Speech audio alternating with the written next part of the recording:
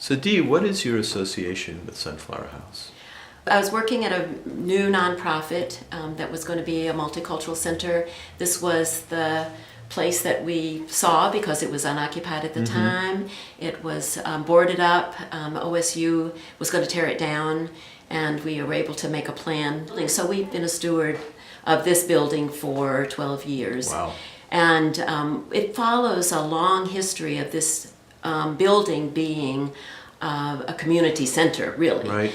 It was built in 1909 as a family home, but starting about 1918, it was used by community groups. A lot of groups associated with OSU, a sorority house, a men's dormitory, boarding houses for students. And then for 30 years before we used it, it was community outreach. So it was used for a medical clinic. Well, you, I think, have worked here before, too. I did, back in the 70s, yeah. When it was a drop-in place for youth and had community programs for youth, And I've run into so many people in the community that have used this building as for the services that it provided, or that actually volunteered here. And, you know, we are the last in a long line of community and use for this building. And so we've been here for 12 years as Corvallis Multicultural Literacy Center, serving thousands of people in lots of different capacities as again, a community learning space. Yeah, I've walked in here when it's just been alive with action and really vibrant. People in the kitchen, language classes going on, citizenship classes, art, children. It's pretty amazing. But I want to ask you this question because probably people are wondering. So OSU has said that their intention is to demolish this building and they're going to develop student housing. I think it's for grad students. Am I right? I think so. About Yeah, that? that's kind of an idea. And in this space, going way back into the open space, and there's no plan to try to integrate this house into that plan. So instead, OSU has offered to house CMLC all the way on the other side of campus. So it's going to be a big change for not only the people who use the center, but the community that has come to see us in this place. This is a still very, very usable building in a wonderful location because it does interface with the campus and the community. It will destroy the stories of all of the people that have used this building over the years. It will destroy a landmark that has been a visual for many people in Corvallis.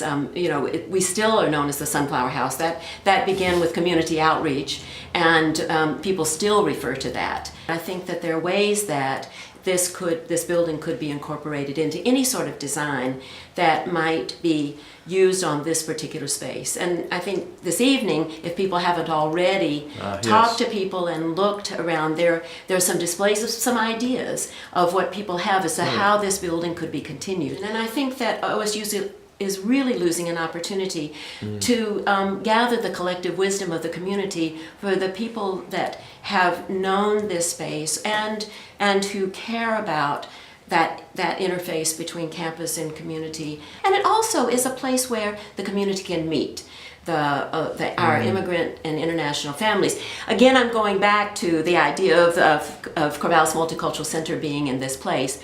But again, we are just one piece of this, and it's the community conversation that really, really needs to be taking place. At this point in time when there's still opportunity to have input in the design, so many times people have looked at us and saying, it's a done deal, why should we bother? And what I say to them is that was a done deal. They said it was a done deal months and months ago, and yet here we are still having a conversation. Here we are, community people looking at that and having input. And I think that it's not a done deal. Is there anything else you'd like to say to all these good people gathered here?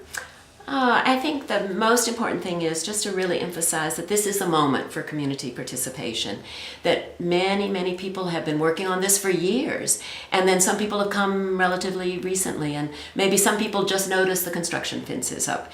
But this is a time when it really is critical for people to get involved, to look at some of the ideas that have already been put forward, to think of your own, and to take this as a creative moment, not just for the Saving the Sunflower House, which I think is really a valuable goal, but it's also a goal to model what is an inclusive community conversation for the city, for the university, and for the community, other community members that have had doubts maybe in the past. This is just a fabulous moment to get started.